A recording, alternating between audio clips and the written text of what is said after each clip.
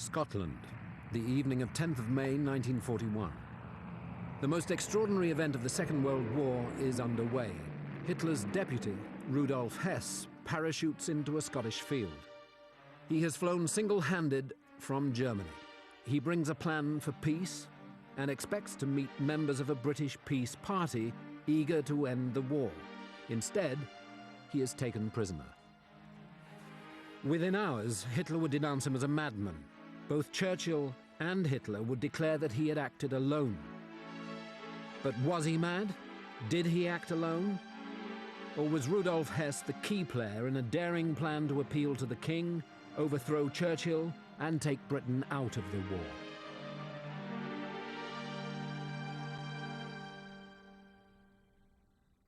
Britain awoke to hear that Hitler's deputy had flown from Germany with a plan to end the war. But for Rudolf Hess, this extraordinary mission was merely the final leg of a long journey. A journey that had begun 20 years earlier in a Germany decimated by defeat. The First World War left its mark on Hess. Like Hitler, he was wounded in the chest by a sniper's bullet, but recovered to train as a fighter pilot. After the war, he enrolled at Munich University. The city, like the rest of the once mighty Reich, was in crisis. The Versailles peace terms had humiliated Germany. Held responsible for war debts which it could never pay, the country fell into economic ruin. Inflation and disorder followed. The National Socialist German Workers' Party, Nazi for short, was the loudest voice against the Versailles settlement. Hess began to attend meetings where members raged against the traitors of Versailles, the Bolsheviks, and an economy run by the Jews. At one of these meetings, Hess saw Hitler. He first saw him on a rally in 1920, and he changed completely after first hearing Hitler. He was happy and told my mother that he had seen the man who is going to restore Germans' importance. In 1923, with inflation running out of control and the fear of a communist uprising, Hitler attempted to seize power in Munich. With Hess and others, he marched into a city beer hall. Firing their revolvers into the roof, they announced that the revolution had begun.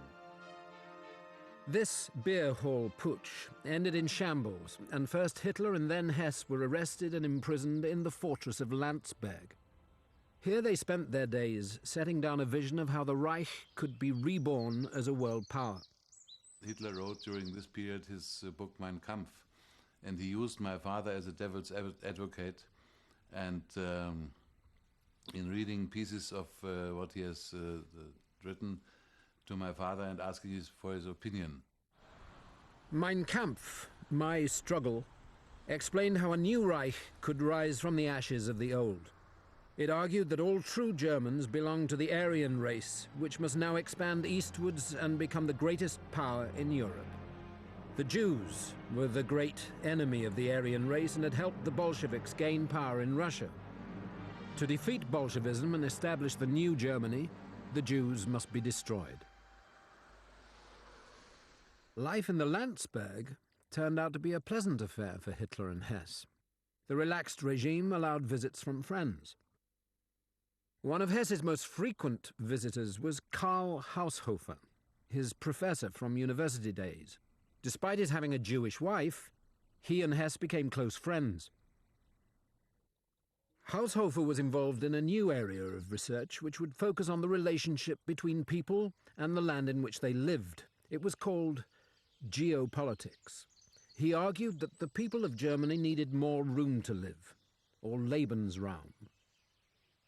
Hess had been entranced by this theory, which now found its way into Mein Kampf, and would provide Hitler with the justification to attack Russia and its Jewish Bolshevism. After the war, Haushofer was interrogated by the Allies and asked if Hitler had learned his ideas of Lebensraum from Hess. Those ideas came from Hess to Hitler, but he didn't understand them. Whenever Hess tried to explain them to Hitler, Hitler usually came up with one of his new ideas about an autobahn or anything else which had nothing to do with it. Isn't it true that Hess collaborated with Hitler in writing Mein Kampf? As far as I know, Hess actually dictated many chapters of that book, yes. The bond between Hitler and Hess was strengthened by their time in the Landsberg prison. From then until 1933, when Hitler became German Chancellor, and through the early years of Nazi rule, Hess was by the Führer's side, the conscience of the party.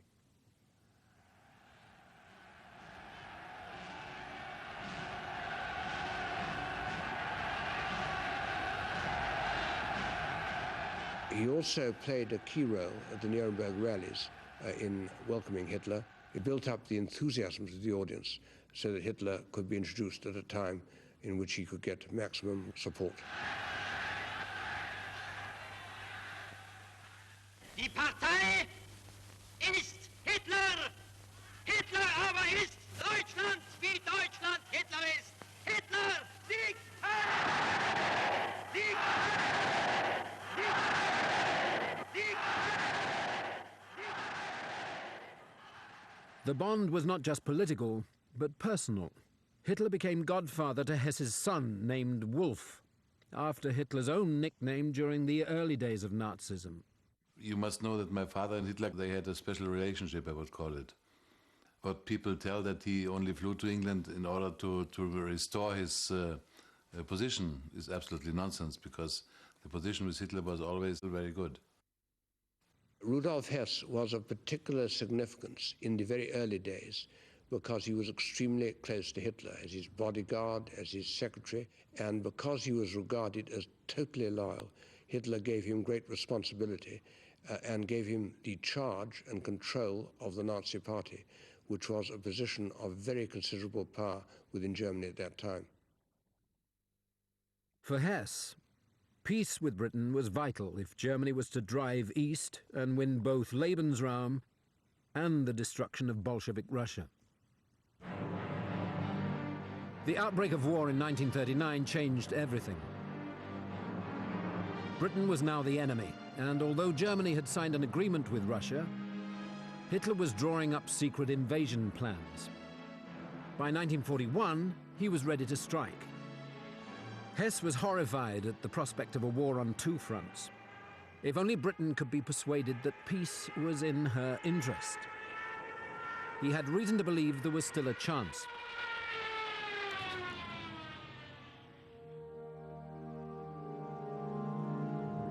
A section of British society had gone to war reluctantly. Many landowners, together with financiers in the City of London, feared there would be no winners in this war. They reckoned that Britain and Germany would fight themselves to a standstill. The British Empire would disintegrate, leaving the military might of Russia and the industrial strength of the United States to dominate the world. To this exclusive social set, the great enemy was not Germany, but Bolshevik Russia. Before the war, there was a very strong pro-German, pro-fascist, pro-Hitler movement in Britain, beginning right up the top with the Duke of Windsor. And including two organizations, the Link, which had two dukes, the Duke of Bedford and the Duke of Westminster as members, and the Anglo-German Fellowship, which had people like, well, chairman of ICI, the chief policy advisor of the Foreign Office, and something like 15 or 16 peers of the realm belonging to it. Stalin's Russia was also seen as the main enemy by the British Secret Intelligence Service, or SIS. They too were keen to explore possibilities for peace. SIS were making all these peace moves with the Germans. A representative of SIS met a representative of Goering after the war had started in Switzerland. There were moves through the Vatican, there were moves in Sweden. There were all these little intrigues going on, largely led by SIS. But if Hess was to take advantage of these peace moves, he needed a point of contact in Britain. He turned for advice to Albrecht Haushofer, the son of his old teacher, Karl. Albrecht had built up a large network of friendships throughout Europe, which Hess now sought to exploit. He knew that Albrecht, although an official in the German government, had external links to organisations like the Red Cross and foreign embassies, and he had also made contact before the war with members of the ruling class and the ruling elite in Britain. One member of that ruling elite living in Scotland and a friend of House Hofer's before the war was the Duke of Hamilton. The Duke was a wing commander in the Royal Air Force, leading a fighter wing based in Scotland and in charge of fighter defence for the area. He and his 3 brothers all commanded RAF squadrons. He had made history by being the first man to fly over Everest, and in his aerial exploits, Hess felt he had found a kindred spirit. My father had fairly recently flown over Everest, which was over 29,000 feet.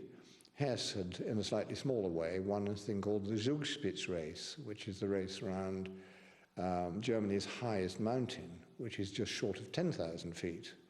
And I think Hess felt that one of the advantages of going to see my father was that they would speak as man-to-man, pilot-to-pilot, about, I think in Hess's view, how the war might most satisfactorily be ended.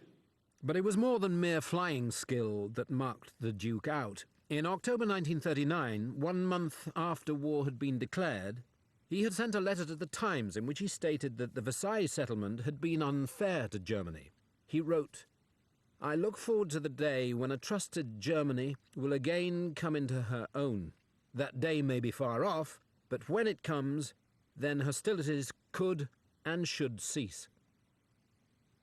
This sympathy for the German people was underlined by his friendship with Albrecht Haushofer, who had stayed with him at his Scottish country seat, Dungavel House.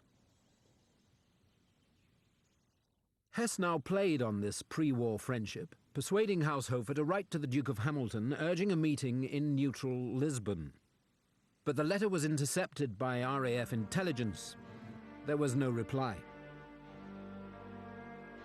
However, Hess had cast his net much wider than Britain. Haushofer had also been instructed to open a channel to the British ambassador in Madrid, Samuel Hoare, who was known to favour a compromise peace. In late April 1941, just 2 weeks before his flight, there were reports that Hess himself was in Spain. We think that Haushofer and Hoare did meet. We think that Hess might have been there, and a Labour MP called Sidney Silverman actually stood up in the House of Commons and said that he knew that Rudolf Hess had gone to Spain to get involved in talks with representatives of people in Britain who were interested in doing a peace deal with Germany. Whatever was said in Spain seems to have convinced Hess to forge ahead. His plans were now well advanced. Several months earlier, he had persuaded Willy Messerschmitt, his friend and Germany's top aircraft designer, to provide him with a brand new Me 110, a 2-seater fighter bomber which he had been learning to fly single-handed. Soon he would fly alone to Britain to meet Haushofer's friend, the Duke of Hamilton, and he believed, through him, men who would be willing to talk peace and overthrow Churchill. Bad weather delayed Hess's plans to make the long flight to Scotland, but by May 1941 he was ready, and the forecast was good.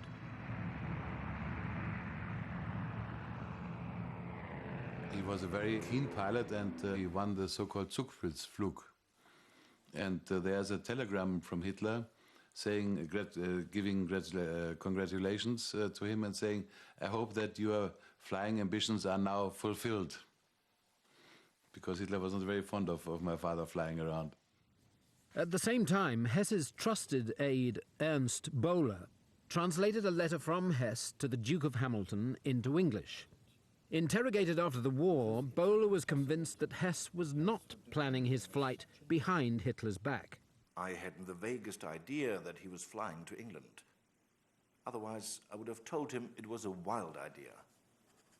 And it was my firm opinion at the time, which I cannot prove to the one side or the other today, that Hitler knew all about it, because it seemed impossible to me that Hess would do anything of such importance without asking Hitler. I'm convinced that Hitler and my father discussed this flight. My father always maintained that it was his personal idea, but there are a lot of indications that Hitler knew For example, that they both talked on the 3rd of May, so very few days before the flight, together in Berlin, about 4 hours. No, we don't know what they talked, but we only know that the voices went up and down, and when they were finished, they came out of the room, and the police officer of my father who attended him told that Hitler had his arm around the shoulder of my father and said, "Hess, you have always been and will be a very stubborn man." So I don't believe that they were only talking about the weather. On the morning of Saturday, the 10th of May, 1941, Hess said goodbye to Ilse and his son Wolf. He was going on a trip, but would be back on Monday. Around 6 o'clock, he took off from the airfield at Augsburg on a course that would pass over Hamilton's house at Dungavel in Scotland. Behind him, he left a letter for Hitler. His wife said it closed with the words, "And if, my Führer, this project ends in failure, simply say, I was crazy." His plane was fitted with long-range fuel tanks to enable him to reach the northern coast of Britain some 900 miles away. He flew at very low level to avoid the radar, but his aircraft was spotted by an observer post on the ground. How he avoided being shot down has become part of the Hess mystery. Several British fighters were scrambled to intercept and would have attacked had they made contact. Aware that he was being hunted and struggling to find his bearings, Hess knew that there was no alternative to bailing out. In a letter to his wife, Ilse, he relived the moment. I unbuckled my harness, opened the canopy, and tried to climb out. It was impossible. The air pressure pressed me so hard against my seat that it was as if I had been welded to it. Of all the things I had innocently asked my fine Messerschmitt people, I had never once asked how to bail out. Then I remembered I had once heard that one must turn the plane upside down and fall out. I began to roll the plane over. Then everything turned black and I passed out. I was unconscious at the controls and racing towards the ground. I suddenly came round, as if by magic. I slid out. A split second later, the plane dropped like a stone. I pulled the parachute ripcord, the straps tightened, and I began to float. An indescribably wonderful and victorious feeling. Hess had crashed to earth at Eaglesham in southern Scotland. In bailing out, he had struck the Messerschmitt's tail and chipped a bone in his ankle. And his welcoming party consisted not of leaders of the British establishment, but of local ploughman David Maclean. Hess gave Maclean a false name, claiming to be Hauptmann Alfred Horn, but stressed that he had an important message for the Duke of Hamilton. Astonishingly, Hess was interviewed first not by the army or secret service, but in a local scout hut by the Polish consul from Glasgow. They spoke in German, which no one else present understood. A list was made of his possessions. These included a Leica camera, a map, photographs, and some visiting cards belonging to the Haushofers. There may also have been the letter to the Duke of Hamilton, which Bowler had translated. We can only guess, as the list itself has disappeared.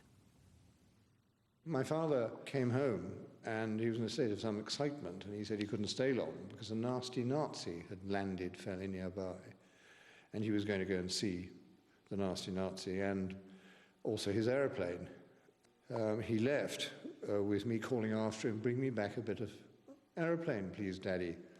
And he did. He said he would, and he did. And it's here. And I was really very upset about it because I was expecting to get a nice big tail fin with a swastika on it or something of the sort.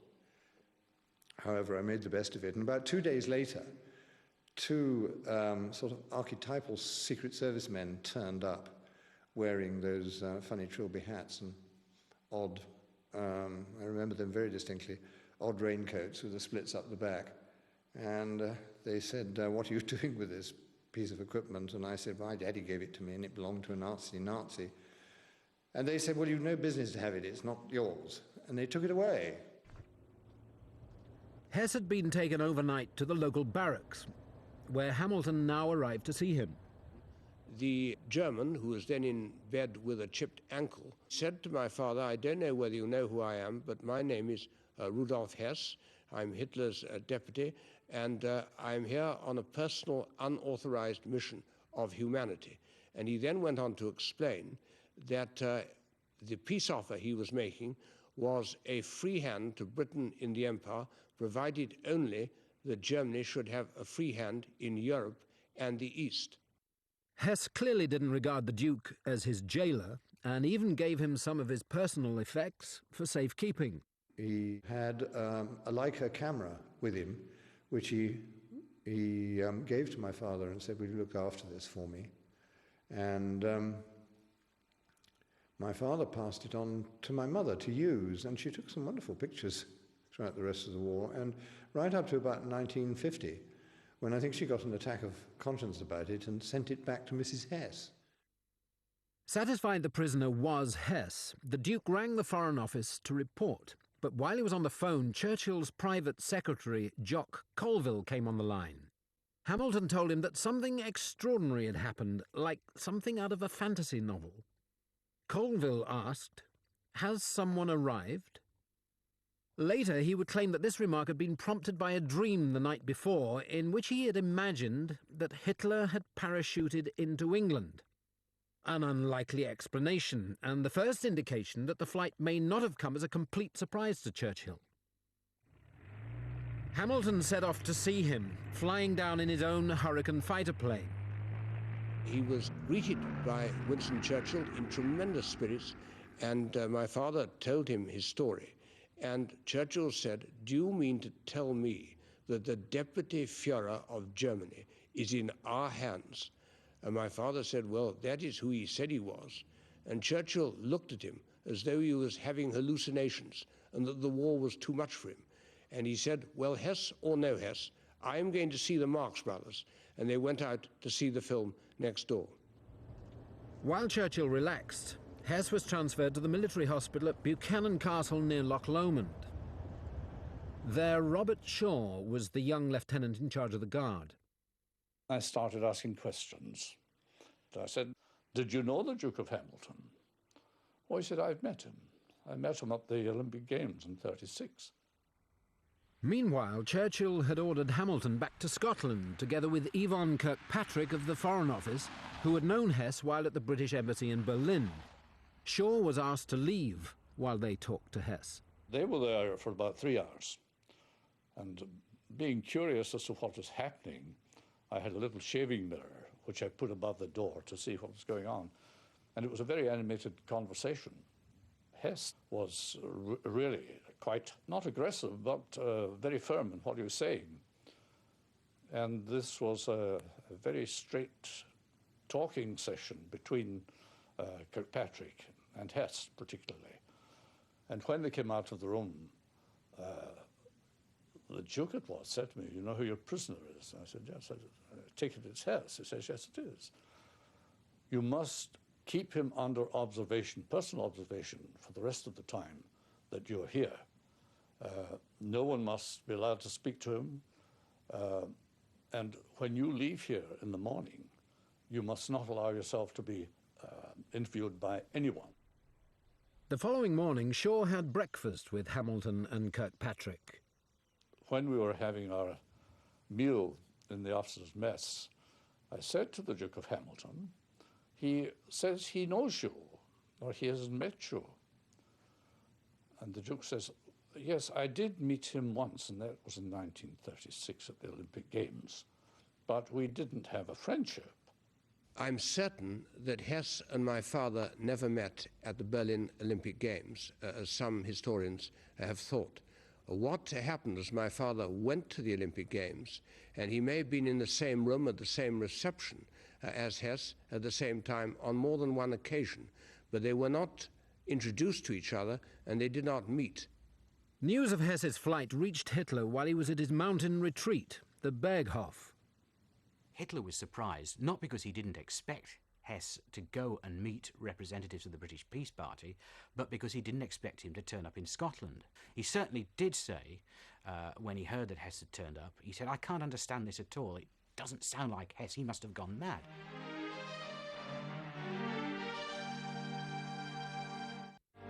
Hitler ordered a press statement about Hess, broadcast on German radio.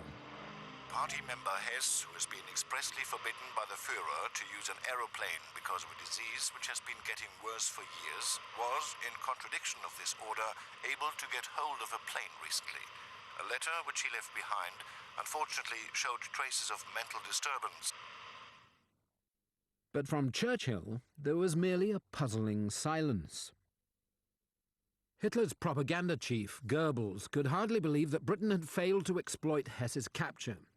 The prisoner had not been paraded for the newspapers and newsreels. It seems that London has not hit upon the idea of simply issuing statements in Hess's name without his knowledge. This is the big, most alarming danger as far as we are concerned. We are dealing with dumb amateurs over there. What we would do if the situation were reversed. But Churchill was no dumb amateur. The war was going badly for Britain, and he feared that talking about Hess would revive talk of peace. The only explanation is that there was a powerful group of characters and forces inside British society that Churchill wanted marginalised, and that the only way of marginalising them was by shutting them up and by preventing any discussion or speculation about peace and the possibility of dealing with Germany. And the only way you could do that was by throwing a security blanket over Hess and everything that he stood for. Churchill's continued silence may have stifled talk of peace, but he couldn't prevent Fleet Street's cartoonists from having their say. The Duke of Hamilton failed to see the joke in any of this. The absence of any statement from Churchill meant his name remained firmly linked to Hess. My father waited until he went by taxi from Downing Street to Buckingham Palace, and he shared the taxi with the Prime Minister. And he said, "If a prostitute throws her arms around your neck, what do you tell your wife?" And Churchill roared with laughter and said not a word to anyone, but he acted. And almost immediately thereafter, a statement was made by Sir Archie Sinclair, which made it clear that my father had not been in correspondence with Hess and had not met him before the war. The Duke's worry was well-founded, for the Hess mission fueled suspicions on an international scale. Stalin demanded of all these spies that he had in Britain at the time, like Philby, Burgess, Maclean, Blunt, what's the true story behind Hess's arrival? He was not the only one suspicious. I mean, President Roosevelt was suspicious as well. When he heard about it, a personal briefing from Churchill himself, he said later on to one of his aides, "I wonder what the real story is behind Hess's arrival." You have no idea of the rumors in the press and in Washington and, that Britain was going to make a separate peace, that it was going to collapse and make a deal with Hitler. And of course, a lot of this stuff came from the far left and the communist movement and their agents and so on. But the government was concerned. One of the most intriguing stories appeared in the American Mercury magazine in 1943. It claimed that Hess flew to Britain on Hitler's orders and that a reception committee was waiting for him at the Duke of Hamilton's private airstrip at his home Dungavel House. It is a story repeated by the latest researchers into the Hess mission. Their version of events comes from two former members of the ATS, the Women's Territorial Army, who claimed they were at Dungavel that night. Mrs. Abbott basically told me that she was in the kitchen with the other girls, part of the service personnel there, and that having a cup of tea. And one of the girls said, "Oh my goodness, the lights have gone on the airstrip." This was very unusual, because the airstrip was only very, very occasionally used. They went out, and one of them said, "This is very obvious for the German bombers if they're coming in." They saw a lot of people coming and going, and somebody said, "Well, who were all these people?" And nobody seemed to know. They'd been on approximately 10, 15 minutes, and the lights were switched off suddenly. They were left in the dark outside, and a few minutes after the lights had gone off, they had an aircraft in the vicinity. And it was a couple of days later that they found that Hess had arrived and bailed out over Eaglesham. Another former member of the ATS told of activity in the outbuildings on the airfield, known as the kennels. Mrs. Baker was able to confirm Mrs. Abbott's story that the lights had gone on and off. And she also came up with a story which, frankly, I dismissed initially and indeed had to interrupt her to clarify it, because she explained that the Duke was in the kennels with his party and with some Polish officers awaiting the arrival of Hess. I mean, she didn't realise they were awaiting the arrival of Hess until events showed that that was clearly what they were there for. Now, when she said that, I said, well, hold on. I think it's very well established that the Duke was at RAF Turnhouse that evening. So I must challenge you on that. And she said, no, the Duke of Hamilton was at RAF Turnhouse. He was on duty. But the Duke of Kent, I was referring to, he was in the kennels. The Duke of Kent, the King's younger brother, had worked hard to promote Anglo-German understanding, and in 1939 had proposed that he go on a personal mission to Hitler to try to prevent war.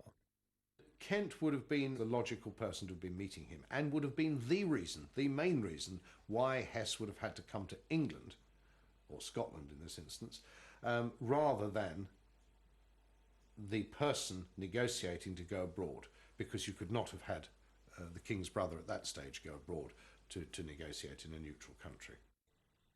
The claim of a welcoming committee ready to receive Hess, though not one with a royal leader, had first been made a few weeks after his flight.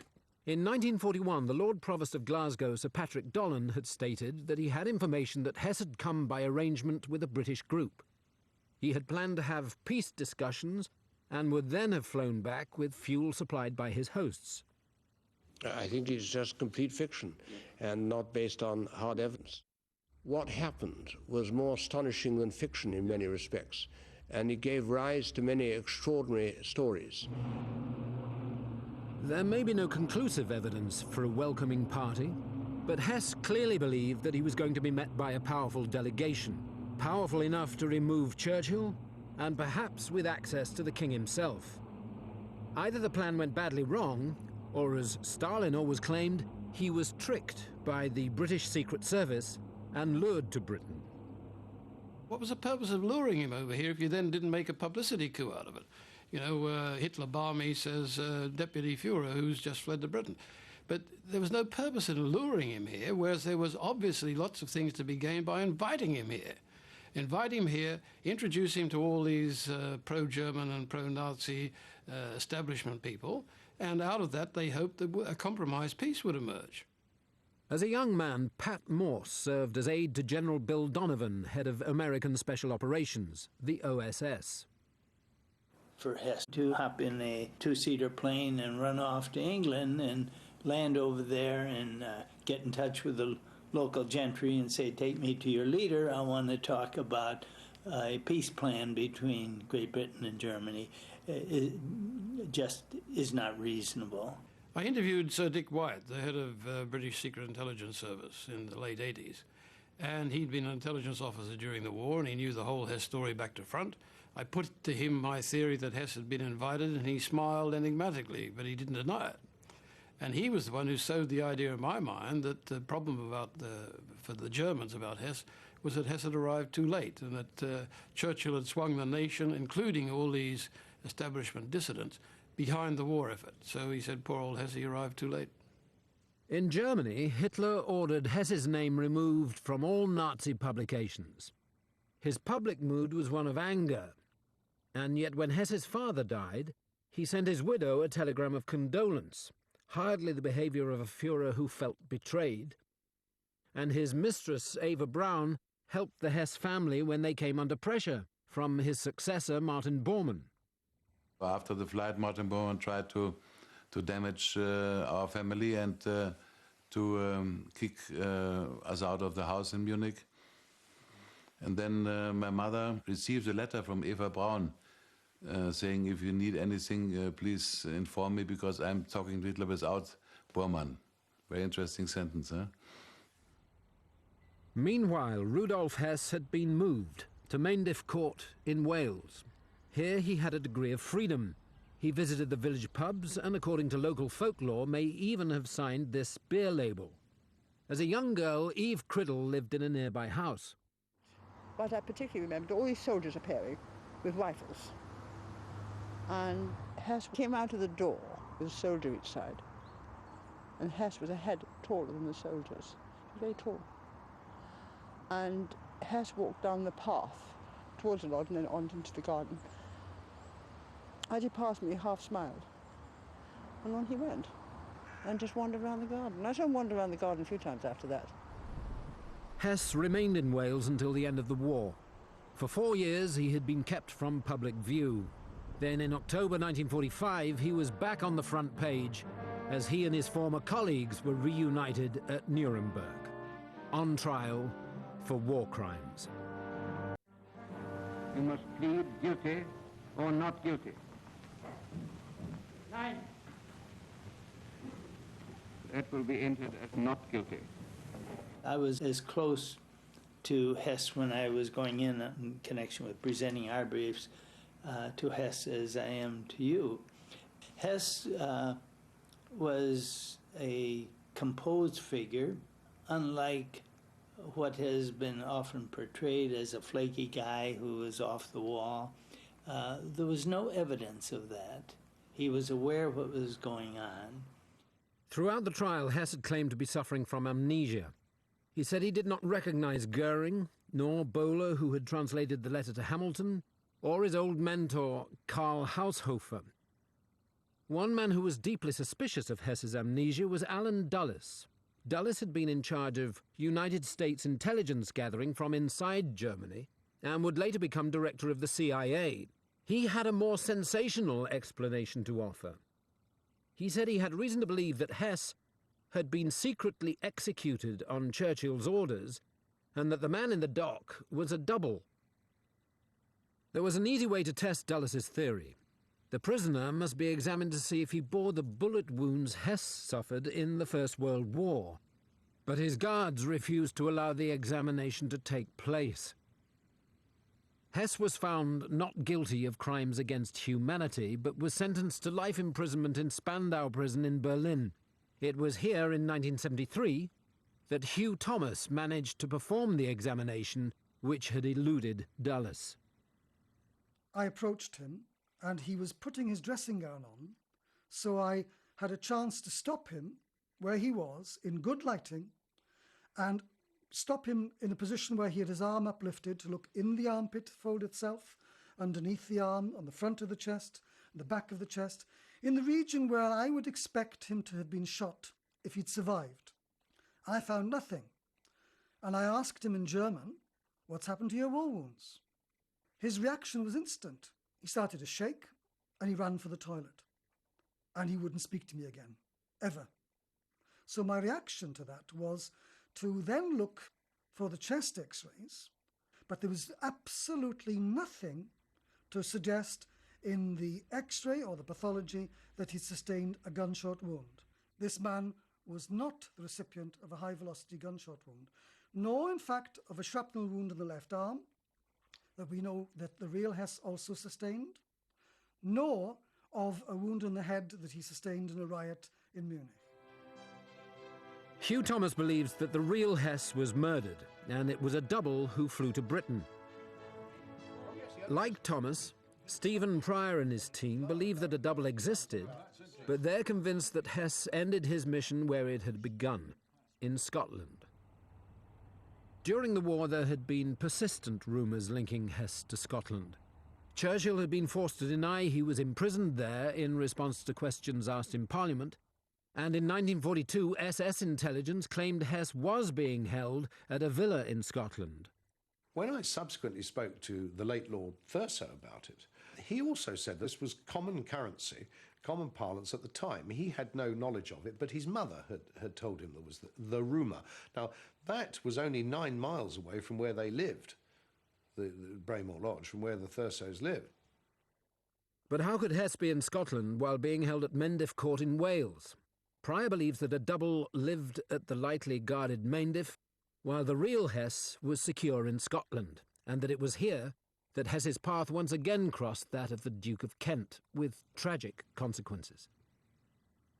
The Duke of Kent was the King's brother and the only member of the royal family to die in active service during the Second World War.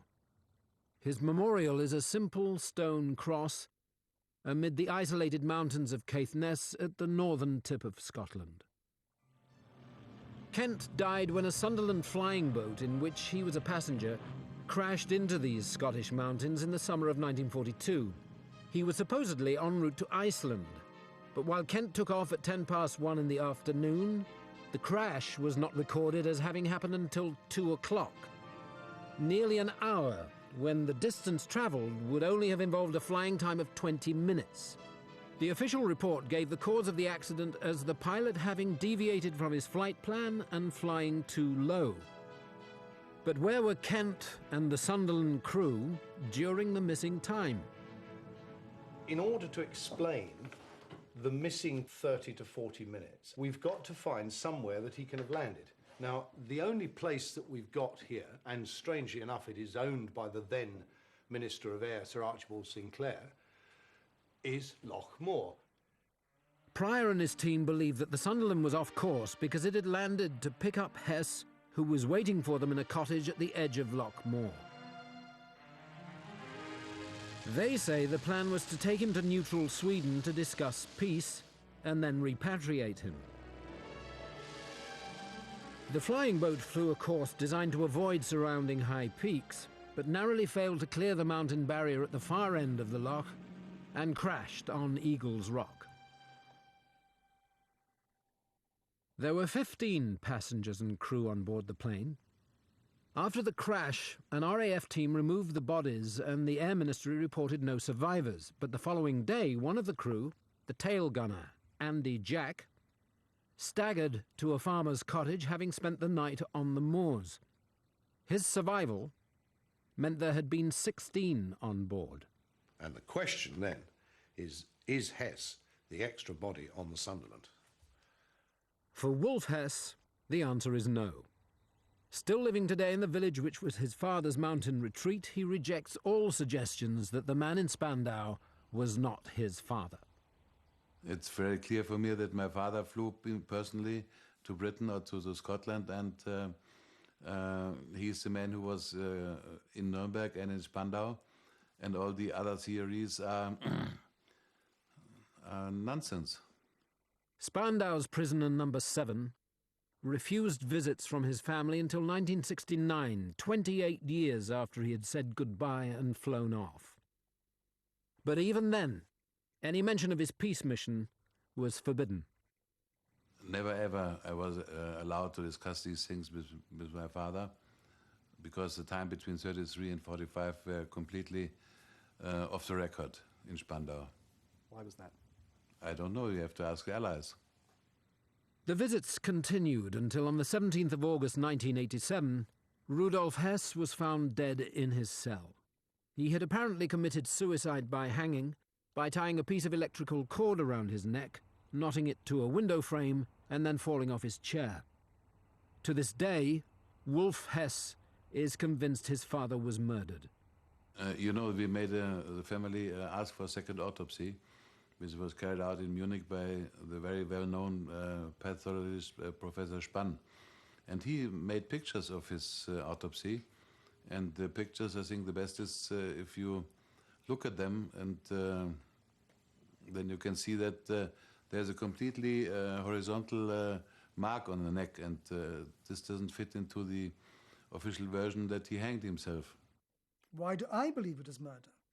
Why do 80% of the German pathologists that advised Dr. Spann and Dr. Spann himself believe it is murder?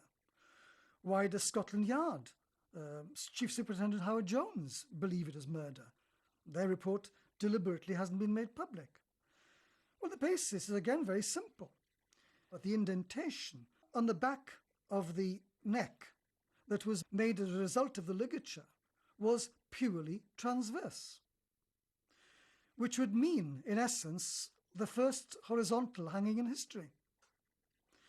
And if you combine that with the mark on the front of the neck and the horizontal mark in the back, it can only mean that the chances were that this was strangulation. The combination of official secrecy, the real doubts about just how he died, and the profusion of conspiracy theories have only served to obscure the real purpose of the Hess mission.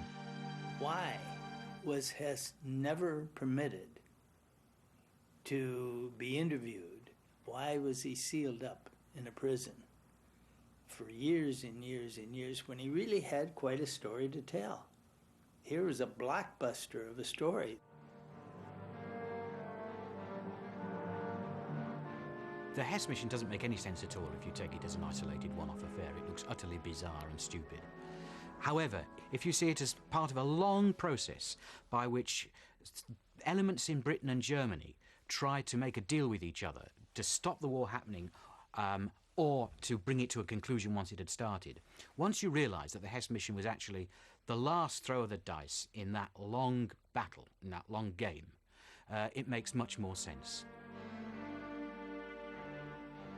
The failure of the Hess mission coincided with a change in Hitler's fortunes. Before it, not much had gone wrong for him. After it, hardly anything seemed to go right. Hess's circle fared badly. Albrecht Haushofer became involved in the German resistance to Hitler and was shot by the SS just days before the end of the war. His father Karl and mother Martha committed suicide shortly afterwards. Of those in Germany who knew the truth about his flight, only Hess remained to live on in captivity and silence.